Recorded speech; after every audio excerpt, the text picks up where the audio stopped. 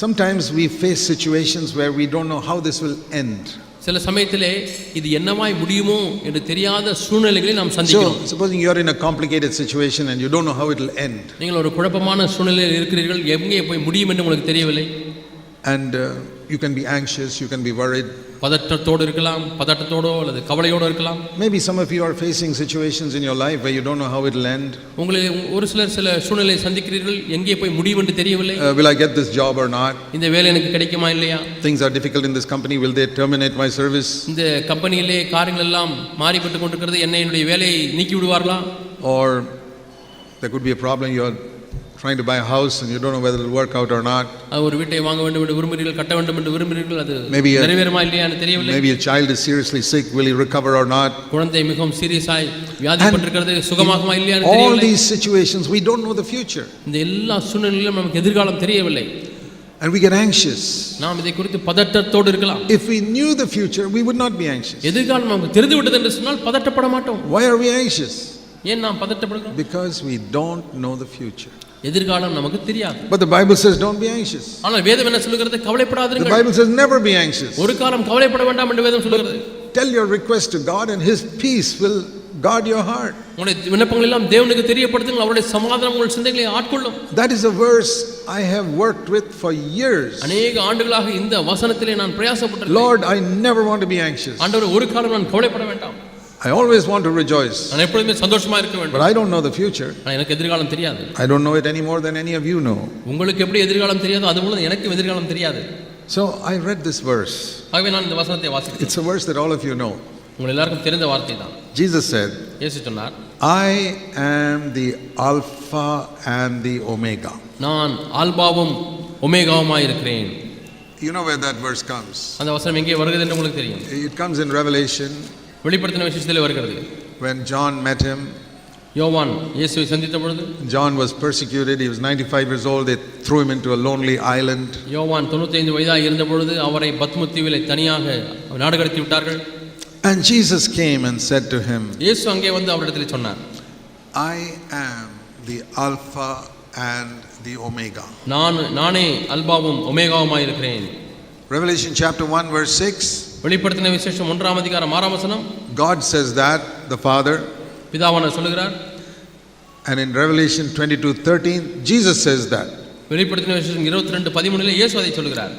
Chapter 1 God says, the Father says that, and chapter 22 Jesus says that. வெளிப்படுத்தின விசேஷம் 1ஆம் அதிகாரத்தில் பிதாவானவர் சொல்கிறார், வெளிப்படுத்தின விசேஷம் 22ஆம் அதிகாரத்தில் இயேசு சொல்கிறார். So Jesus says in Revelation 22:13, வெளிப்படுத்தின விசேஷம் 22:13 இயேசு சொல்கிறார், I am the Alpha and the Omega, I am the beginning and the end. நான் அல்பாவும் ஒமேகாவுமாய் இருக்கிறேன், ஆதியும் அந்தமுமாய் இருக்கிறேன், முந்தினரும் பிந்தினருமாய் இருக்கிறேன். This is how it came to me. இப்படி தான் இந்த வெளிப்பாடு எனக்கு வந்தது. Jesus, you are my Lord and Savior. இயேசுவே, நீரே என்னுடைய ஆண்டவரும் இரட்சகருமாய் இருக்கிறீர். Living in me. எனக்குள்ளாக வாசம் பண்ணுகிறீர். Living inside me. எனக்குள்ளாக வாசம் பண்ணுகிறீர். Is one who is the beginning and the end. எனக்குள்ளாக யார் வாசம் பண்ணுகிறார் என்று சொன்னால் ஆதியுமாய் அந்தமுமாய் இருக்கிறவர் எனக்குள்ளே வாசம் பண்ணுகிறார். Alpha and Omega are Greek words, the beginning and end of the Greek alphabet. கிரேக்க எழுத்துக்களிலே முதல் எழுத்து ஆல்பா, கடைசி எழுத்து omega. Now in English it will say A and Z. ஆங்கிலத்திலே எப்படி ஏ கடைசி எழுத்து Z என்று சொல்கிறோமோ, in Tamil you will say ஆ ஔ, the last, first and last. முதலும் கடைசியும். So living inside me is one who is the beginning and the end. எனக்குள்ளாக ஒருவர் வாழ்ந்து கொண்டிருக்கிறார், அவர்தான் ஆதியும் அந்தமுமாய் இருக்கிறார். First and last. முதலாவதும் கடைசியுமானவர். And everything that's happening to me now is happening between that.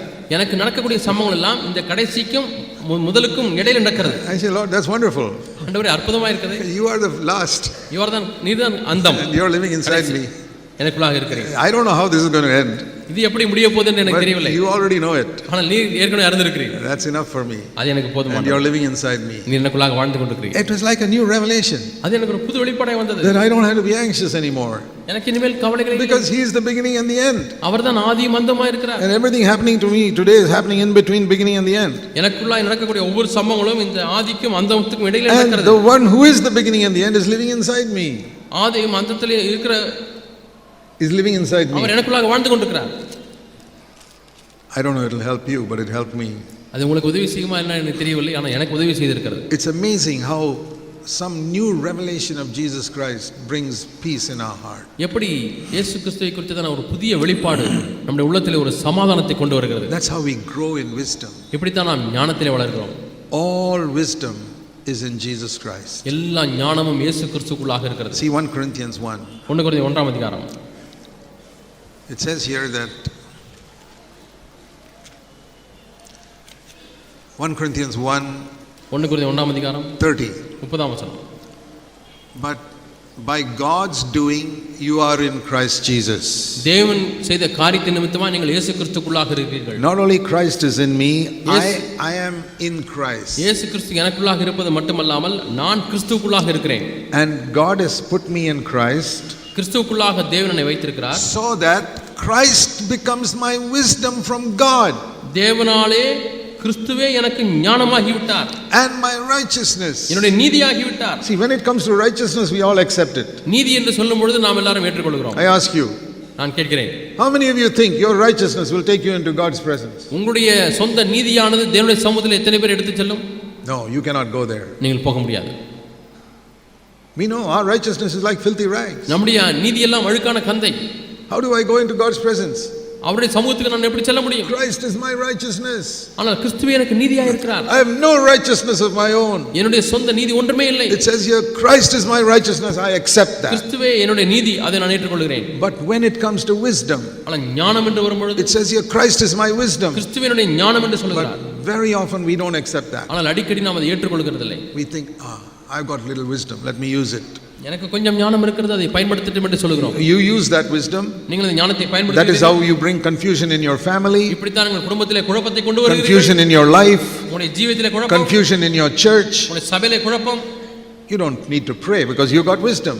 உங்களுக்கு ஜெபிக்க தேவையில்லை, ஏன்னா உங்களுக்கு ஞானம் இருக்கிறது. A man who doesn't have wisdom will go to God and say, Lord, give me wisdom. ஞானம் இல்லாதவன் தேவனிடத்திலே போய் ஆண்டவரே ஞானத்தை தாரும் என்று கேட்பான். James chapter 1 verse 5, if anyone lacks wisdom, let him ask God. யாக்கோபு 1:5 வாசிக்கிறோம், ஒருவன் ஞானத்திலே குறைவுபட்டால் அவன் தேவனிடத்திலே கேட்க கடவன். Let him pray. அவன் ஜெபிக்க வேண்டும். Why is it we all don't pray so much? ஏன் நாம் அதிகமாக ஜெபிப்பதில்லை?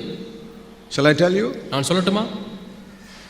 Because you feel you have enough wisdom. போதுமான ஞானம் என்று இருக்கிறது என்று நீங்கள் உணர்கிறீர்கள். See, only a man who has no money will go begging for money. பணமே இல்லாதவன் தான் பணத்துக்காக போய் பிச்சை கேட்பான். Who are the beggars who come to your gate? உங்களுடைய வீட்டு வாசலுக்கு வருகிற பிச்சைக்காரர்கள் யார்? Not rich people who got big bank accounts. வங்கி அக்கவுண்ட் வைத்திருக்கக்கூடிய பணக்காரர் வருவதில்லை. The man who's got nothing left in his pocket to buy food. சாப்பாடு அடுத்த வேளை வாங்குவதற்கு காசு இல்லாதவர். He is the one who comes begging at your gate. அவன் தான் உங்களுடைய வீட்டு வாசலிலே வந்து பிச்சை கேட்கிறான். Who is the one who will go praying to God every day? ஒவ்வொரு நாளும் தேவனிடத்திலே ஜெபத்திலே போகிறவர் யார்? The one who recognizes, Lord, I have no wisdom to live on this earth. ஆண்டவரே, இந்த பூமியிலே வாழ்வதற்கு போதிய ஞானம் என்னிடத்தில் இல்லை என்று உணர்கிறவன் தான். I have no wisdom to run this church. இந்த சபையை நடத்துவதற்கு எனக்கு ஞானம் இல்லை. I have no wisdom to bring up my family. என்னுடைய குடும்பத்தை கொண்டு வருவதற்கு ஞானம் இல்லை. I have to pray to you all the time, Lord. எப்பொழுதுமே ஆண்டவரே, உம்மிடத்தில் நான் ஜெபிக்க வேண்டியவனாக இருக்கிறேன். Every little decision I have to pray to you. ஆண்டவரே, எடுக்கக்கூடிய ஒவ்வொரு சிறு தீர்மானத்திற்கும் ஆண்டவரே உம்மிடத்தில் ஜெபிக்கிறேன். ஆனால் if I have a lot of wisdom of my own, எனக்கு சொந்த ஞானம் இருக்கிறது என்று சொன்னால் I don't need to pray about every decision. எல்லா தீர்மானத்துக்காகவும் ஜெபிக்க தேவையில்லை. I've got enough wisdom. எனக்கு போதுமான ஞானம் இருக்கிறது. That is the reason for so much confusion. இதுதான் अनेक குழப்பத்திற்கு காரணம். Confusion in your life, confusion in your home, confusion in your church. சபையிலே குழப்பம். And that's why we don't pray. ஆகவே தான் நீ ஜெபிப்பதில்லை. If anyone lacks wisdom, let him pray. ஒருவன் ஞானத்திலே குறைவுள்ளவனாக இருந்தால் அவன் தேவனிடத்திலே James 1:5, and God will give him as much as he wants. எந்த அளவுக்கு தேவையோ அந்த அளவுக்கு தேவன் அந்த ஞானத்தை கொடுப்பார். Don't we need wisdom? நமக்கு ஞானம் தேவையில்லையா? Some of us don't think so. நம்மிலே சிலர் அப்படி எண்ணுகிறதில்லை. How to find out whether you really feel a lack of wisdom? ஞானத்திலே குறைவு உள்ளவன் என்று எப்படி கண்டுபிடிப்பது? You will pray more. அதிகமாக ஜெபிப்பீர்கள். You will pray about little things. சிறு சிறு காரியத்துக்காக கூட ஜெபிப்பீர்கள். And big things. பெரிய காரியத்துக்காக ஜெபிப்பீர்கள். Lord, I don't know how to do this. ஆண்டவரே, எப்படி செய்வது என்று I'm தெரியவில்லை. not talking about being on your knees all the time. எப்பொழுதுமே முழங்காலிலே நிற்பது என்று சொல்லவில்லை. You may be sitting in a chair. You may be நாற்காலில் உட்கார்ந்திருக்கலாம். walking somewhere. எங்கேயாவது நடந்து கொண்டிருக்கலாம். Sitting in a train or a bus. ட்ரெயினில் உட்கார்ந்து கொண்டிருக்கலாம், பஸ்ஸில் உட்கார்ந்து கொண்டிருக்கலாம். Suddenly some problem of your family or church or something comes to your mind. திடீரென உங்களுடைய மனதிற்கு ஒரு சபை பிரச்சனை, குடும்ப பிரச்சனை மனதில் ஞாபகம் வருகிறது. And you say, Lord, I don't know how to handle this. ஆண்டவரே, இதை எப்படி கையாளுவது என்று தெரியவில்லை. A quiet prayer. ஒரு அமைதியான ஜெபம். Lord, I don't know. ஆண்டவரே, தெரியல ஆண்டவரே. Give me wisdom. ஞானம் தாங்க ஆண்டவரே. Do you think your heavenly Father will say, no, I won't give you wisdom? உனக்கு ஞானத்தை தர மாட்டேன் என்று பரலோக தகப்பன் சொல்வாரா? Impossible. கூடாத காரியம். I have prayed many times. பல நேரங்களில் ஜெபித்திருக்கிறேன். Lord, I don't know how to bring up my children. ஆண்டவரே எப்படி பிள்ளைகளை வளர்ப்பது தெரியவில்லை ஆண்டவரே. I don't know how to run a church. சபை எப்படி நடத்துவதுன்னு தெரியவில்லை ஆண்டவரே. Sometime I get a message from some church, there's a problem there. சில சமயத்திலே அங்கே உள்ள சபையில் உள்ள பிரச்சனைக்காக சில செய்திகளை கொடுத்திருப்பேன். Maybe some other part of the world. உலகத்தின் வேறு ஒரு பகுதியிலே. I say, Lord, I don't know. ஆண்டவரே எனக்கு தெரியாது. I'm a foolish man. நான் ஒரு புத்தியீனன். If I do something, I give some advice, I'll mess it up, I'll make it worse. நான் ஒரு ஆலோசனை சொல்வேன் என்று சொன்னால், ஞானத்தை கொடுப்பேன் என்று சொன்னால், நான் இன்னுமாய் குழப்பத்தை உண்டு பண்ணி விடுவேன். I said, Lord, ஆண்டவரே, you said if I ask you, you'll give me wisdom. நான் கேட்டாலும் ஞானத்தை தருவீர் ஆண்டவரே. Here's some problem relating to my child. என்னுடைய குழந்தையை குறித்த ஒரு பிரச்சனை ஆண்டவரே. I don't know how to handle it. எப்படி கையாளுவதுன்னு தெரியவில்லை. But you said if I lack wisdom, I can come to you. ஞானத்திலே நான் குறைவுள்ளவனாக இருந்தால் உம்மிடத்தில் கேட்க வேண்டும் என்று சொல்லியிருக்கிறீரே. Do you know there's not a single problem you can face for which God will not help you? He'll help you with every problem. தேவனாலே உங்களுடைய பிரச்சனைக்கு உதவி செய்யாத ஏதாவது ஒரு விஷயம் உண்டா? இல்லை, எல்லா பிரச்சனையும் உதவி செய்யும். There's not a single problem you can face in your life or family or church for which God says, I will not give you wisdom. உங்களுடைய வாழ்க்கையானாலும் சரி, சபையானாலும் சரி, குடும்பமானாலும் சரி, எந்த ஒரு பிரச்சனைக்கும் உனக்கு ஞானத்தை நான் கொடுக்க முடியாது என்று ஆண்டவர் சொல்லவில்லை. I am the beginning and the end. நானே ஆதியும் அந்தமுமாய் இருக்கிறேன். I'll give you wisdom. நான் உனக்கு ஞானத்தை தருகிறேன். Dear brothers and sisters, அருமையான சகோதர சகோதரிகளே, as we approach the end of time, நாம் கடைசி காலங்களில் வந்து கொண்டிருக்கிறோம். we need to pray to God. நாம் தேவனிடத்தில் ஜெபிக்க வேண்டும். Maybe you haven't prayed like that till now. ஒருவேளை இதுவரை அதுபோல ஜெபிக்காமல் இருந்திருக்கலாம். One last verse. ஒரு கடைசி வசனம். Very important verse. மிகவும் முக்கியமான ஒரு வசனம். Psalm 90. சங்கீதம் 90. It's the only psalm written by Moses. மோசேயால் எழுதப்பட்ட ஒரே சங்கீதம் இதுதான். Most of the psalms are written by David. அநேக சங்கீதங்களை எழுதியவர் தாவீது. This is written by Moses. இந்த சங்கீதத்தை மோசே எழுதினார். It's written here, written by Moses, the man of God. அந்த சங்கீதத்தில் மேலே பார்த்தீர்களா, தேவனுடைய மனிதனாகிய மோசேயின் ஜெபம் என்று எழுதப்பட்டிருக்கிறது. He was a very humble man. மிகவும் தாழ்மையான ஒரு மனிதர். The Bible says in Numbers 12, he was the humblest man on the face of the earth. இந்த பூமியிலே காணப்படக்கூடிய மிகுந்த சாந்தமுள்ள மனிதர் மோசே என்று தான் வேதம் சொல்கிறது. In Jesus' time, என்னாகமம் 12ஆம் அதிகாரம். in Jesus' time, Jesus was the humblest man on the earth. இயேசுவின் காலத்தில் இயேசு தான் மிகவும் தாழ்மையுள்ள மனிதராக இருந்தார். In Moses' time, Moses was the humblest man on the earth. மோசேயின் காலங்களிலே மோசே தான் பூமியிலேயே இருக்கக்கூடிய எல்லாரை காட்டிலும் மிகுந்த தாழ்மையுள்ளவனாக இருந்தார். And what does this humble man pray? இந்த தாழ்மையுள்ள மனிதர் என்ன ஜெபிக்கிறார்? Psalm 90 verse 12. சங்கீதம் 90:12. Lord, teach us to number our days that we may present to you a heart of wisdom. நாங்கள் ஞான இருதயமுள்ளவர்களாகும்படி எங்கள் நாட்களை என்னும் அறிவை எங்களுக்கு தார், போதித்தருளும். In the English it is a little clearer.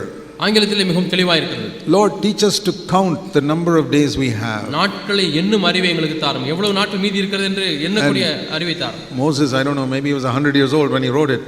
ஒருவேளை மோசே எழுதி இருக்கும் பொழுது 100 வயதா இருந்திருக்கலாம். We know he died at 120. 120 வயதா இருக்கும் பொழுது மரித்தார் அறிந்திருக்கிறோம். He didn't know. I'm already 100 years old. I don't know how much longer I'll live. இன்னும் எவ்வளவு நாட்கள் உயிரோடு இருப்பேன் தெரியாது ஆண்டவரே. But Lord, please now let me start counting my days. இப்பொழுது என்னுடைய நாட்கள் மீதி இருக்கக்கூடிய நாட்கள் எண்ணுவதற்கு எனக்கு ஞானத்தை தாரும். Because at the end of those days I have to present to you a heart of wisdom. அந்த நாட்களின் முடிவு வரும் பொழுது ஆண்டவரே ஞான இருதயத்தை உமக்கு நான் கொடுக்கும்படியாக எனக்கு ஞானத்தை தாரும். That's a good prayer to pray when you're young. நீங்கள் வாலிபர்களாக இருக்கும் பொழுதே ஜெபிக்கக்கூடிய நல்ல ஒரு ஜெபம். Lord, let me not think I'm going to live here forever. நான் என்றைக்கும் வாழ்ந்து கொண்டிருப்பேன் என்று என்ன வேண்டாம் ஆண்டவரே. I'm only 16, 17 years old now. நான் எனக்கு 16, 17 வயது தான் ஆகிறது. Starting from now, இப்பொழுதிலிருந்து ஆண்டவரே, I want to count my days. இந்த நாட்களை இன்னும் அறிவு எனக்கு தாரும். Every day acquire a little more wisdom. ஒவ்வொரு நாளும் இன்னும் கொஞ்சம் ஞானத்தை பெற்றுக்கொள்ளட்டும், இன்னும் கொஞ்சம் ஞானத்தை பெற்றுக்கொள்ளட்டும். Every day has some problems. ஒவ்வொரு நாளும் பிரச்சனைகள் வருகிறது. Jesus said that in Matthew 6:34. Every day will have some problems. அந்தந்த நாளுக்கு அந்தந்த நாளின் பாடுகள் போதும் என்று மத்தேயு 6:34 வாசிக்கிறோம். ஒவ்வொரு நாளும் So in those problems, Lord, give me wisdom to handle it. அந்த பாடுகளின் மத்தியிலே, பிரச்சனை மத்தியிலே அதை கையாளுவதற்கு ஞானத்தை தாரும். See, whoever you may be, I'll tell you one thing. நீங்கள் யாராக இருந்தாலும் ஒன்றை சொல்லுகிறேன். What Jesus said in Matthew 6:34 is right. மத்தேயு 6:34 சரியானது. Every day you will face some problem. உங்களுக்கு சில பிரச்சனைகள் வரும். I faced that in all my 77 years. இந்த 77 ஆண்டுகளாக நான் Every day, ஒவ்வொரு நாளும் some small or big problem. சின்ன பிரச்சனையோ பெரிய பிரச்சனையோ. And so I must count those days. நான் அந்த நாட்கள் என்ன வேண்டும்? Lord, I want to get wisdom. எனக்கு ஞானம் வேண்டும். Tomorrow's problem will come, I want wisdom. நாளைக்கு வரக்கூடிய பிரச்சனைகளை சந்திப்பதற்கு எனக்கு ஞானம் தாரும். Next week I'll have problems, I want wisdom. அடுத்த வாரம் வரக்கூடிய பிரச்சனைகளுக்கு சந்திப்பதற்கு நான் ஞானம் தாரும். You said if I ask you, you'll give me wisdom. ஆண்டவரே, ஞானத்தை நான் கேட்டால் நீ தருவேன் என்று சொன்னீரே ஆண்டவரே. But James says you must ask in faith. ஆனால் யாக்கோபு என்ன சொன்னார்? விசுவாசத்தில் கேட்க வேண்டும். Why is it we don't pray? ஏன் நாம் ஜெபிப்பதில்லை?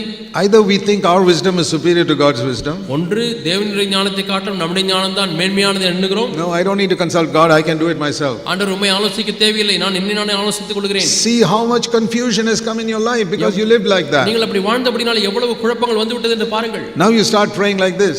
இப்பொழுது நீங்கள் இப்படி ஜெபிக்க ஆரம்பிக்கிறீர்கள். Lord, I want your wisdom even for a small thing. சின்ன காரியத்தை கூட உம்முடைய ஞானம் வேண்டும் ஆண்டவரே. When Jesus wanted to select 12 disciples, இயேசு 12 சீஷர்களை தேர்வு செய்யும் பொழுது we read in Luke chapter 6 verse 12. லூக்கா 6:12 வாசிக்கிறோம். He prayed all night. அவர் ராம் முழுவதும் ஜெபித்தார். Jesus, so perfect, why does he have to pray all night? இயேசு பூரணமானவர், ஏன் அவர் ராம் முழுவதும் ஜெபிக்க வேண்டும்? When we have to take a decision, we don't have to pray so much. நாம் தீர்மானம் எடுக்க வேண்டுமானால் அவ்வளவு நாம் ஜெபிக்க தேவையில்லை. How did he need to pray so much? ஆனால் ஏன் அவர் அவ்வளவு நேரம் ஜெபிக்க வேண்டியிருந்தது? Because he was saying, Father, I'm now going to take tomorrow morning one of the most important decisions in my whole life. ஆண்டவரே, என்னுடைய வாழ்க்கை முழுவதுமாய் ஒரு முக்கியமான தீர்மானத்தை ஆண்டவர் இதுவரை எடுத்துறாத தீர்மானத்தை நான் எடுக்க போகிறேன் நாளைக்கு. Who are going to be the 12 foundation stones for your church? உம்முடைய சபைக்கு 12 அஸ்திவார கற்கள் யார்? I have some people in mind, but I'm not sure.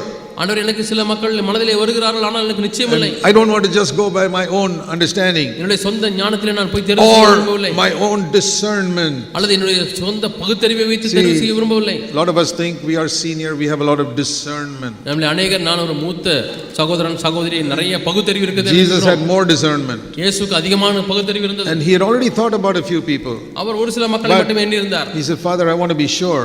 ஆனால் பிதாவே, நான் நிச்சயித்திருக்க வேண்டும். And he waited on the Lord. ஆண்டவரே, நீர் தெரிந்தவர்களாய் இருக்க வேண்டும். Goes to prayer at 9 o'clock at night.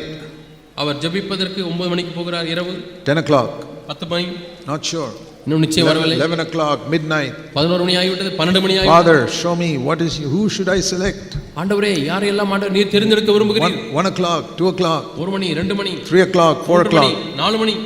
By the time it came 5 o'clock in the morning, 5 மணி ஆகிவிட்டது, becoming a little more clear. கொஞ்சம் தெளிவாய் வந்து விட்டது. Which are the 12 names? 12 பேர்கள் யார் யார்? Now you turn to Luke chapter 6. லூக்கா 6 அதிகாரத்தை எடுத்துக்கொள்ளுங்கள். We read there in verse 12. Luca 6:12. He spent the whole night in prayer to God. அந்த நாட்டில் அவர் ஜெபம் பண்ணும்படி அந்த இரவு முழுவதும் ஜெபம் பண்ணி கொண்டிருந்தார். We can say in humility, Luca 6:12. he sought for God's wisdom. அவர் தாழ்மையிலே தேவனிடத்திலே ஞானத்தை கேட்டார் என்று சொல்லலாம். And when the morning came, அதிகாலை வந்த பொழுது, பொழுது விடிந்த பொழுது, he called all his disciples. தம்முடைய சீஷர்கள் எல்லாம் வரவழைத்து, Maybe there was 70, 100 of them. அங்கே 70 பேர் 100 பேர் இருந்தார்கள். And he said, Peter, பேதுரு, James, யாக்கோபு, John, யோவானே, Matthew, மத்தேயு, Thomas. Thoma, Like that he called 12. இப்படி 12 பேரை அழைக்கிறார். They became the foundation stones of the church. அவர்கள் சபைக்கு அஸ்திவார கற்களாய் மாறினார்கள். I learned something from that. இதிலிருந்து ஒன்றை நான் கற்றுக்கொண்டேன். How to become like Jesus. How to become like Jesus. இயேசுவை போல எப்படி மாற முடியும்? Not by praying all night. இரவு முழுவதும் ஜெபிப்பதனால அல்ல. That can be a ritual, all night prayer. There are many all night prayers I've been to, it's just a ritual. அது ஒரு சடங்காய் மாறிவிடும். அநேக முழு இரவு ஜெபங்கள் நடைபெறுகிறது, அது ஒரு சடங்காக It நடைபெறுகிறது. is a question of how helplessly dependent you are on God. That is the point. ஜெபியற்ற நிலையில் எப்படி நான் தேவனை சார்ந்து கொள்கிறேன் என்பதுதான் காரியம். So if Jesus needed wisdom, how much more you and I? இயேசுவுக்கே ஞானம் தேவைப்பட்டது என்று சொன்னால் உங்களுக்கும் எனக்கும் எந்த அளவு அதிகமாக ஞானம் தேவை. Remember, brothers and sisters, சகோதர சகோதரியை ஞாபகத்தில் He is the வைத்துக் beginning and the end. அவர்தான் ஆதியும் அந்தமுமாய் And இருக்கிறார். every problem you face in life is between those two. நீ சந்திக்கக்கூடிய வாழ்க்கையில் உள்ள எந்த பிரச்சனையா இருந்தாலும் இந்த இரண்டுக்கு மத்தியிலே தான் அது You don't know how it's going to end, அது எப்படி முடியும் என்று உனக்கு but தெரியாது. He is already the end. ஆனால் அவரே ஏற்கனவே முடிவாக இருக்கிறார். I say, Lord, therefore I am at rest. ஆகவே நான் நிலைப்பாறுதலில் இருக்கிறேன். That is how I come to rest in my life. இப்படி தான் என்னுடைய வாழ்க்கையில் ஒரு நிலைப்பாறுதலுக்குள்ளாய் வந்து விட்டேன். I have problems too. எனக்கும் பிரச்சனை இருக்கிறது. I have had many problems in my life as a Christian and more as a servant of God. நான் கிறிஸ்தவனாய் இருந்து அநேக பிரச்சனை சந்தித்திருக்கிறேன். அதிலும் அதிகமாக ஊழியக்காரனாய் இருக்கிறபடி நான் அதிகமான பிரச்சனைகளை சந்தித்திருக்கிறேன். I am comforted by the fact that the one who is the beginning and the end dwells in me. ஆனால் ஆதியும் அந்தமாய் இருக்கிறவர் எனக்குள்ளாக வாசம் பண்ணுகிறார் என்கிற சத்தியத்தினாலே நான் தேற்றப்பட்டிருக்கிறேன். I hope that will help you to grow in divine wisdom. தெய்வீக ஞானத்திலே வளருவதற்கு இது உங்களுக்கு உதவி செய்யும் என்று நம்புகிறேன். Let us pray. நாம் ஜெபிப்போம். Heavenly Father, பரலோக பிதாவே, it's so easy, Father, to forget these truths we have heard. நாங்கள் கேட்ட அந்த சத்தியங்களை மறந்து விடுவது மிகவும் எளிது ஆண்டவரே. I know the devil would like us to forget it. even before this conference is over. இந்த கான்ஃபரன்ஸ் முடிவதற்கு முன்பதாகவே நாங்கள் மறந்துவிட வேண்டும் என்று பிசாசு விரும்புகிறான் என்று தெரியும். Help us to learn it permanently. ஆண்டவர் நிரந்தரமாய் கற்றுக்கொள்ள உதவி செய்யும். We pray in Jesus' name. இயேசுவின் நாமத்தில் ஜெபிக்கிறோம் பிதாவே. Amen. ஆமென்.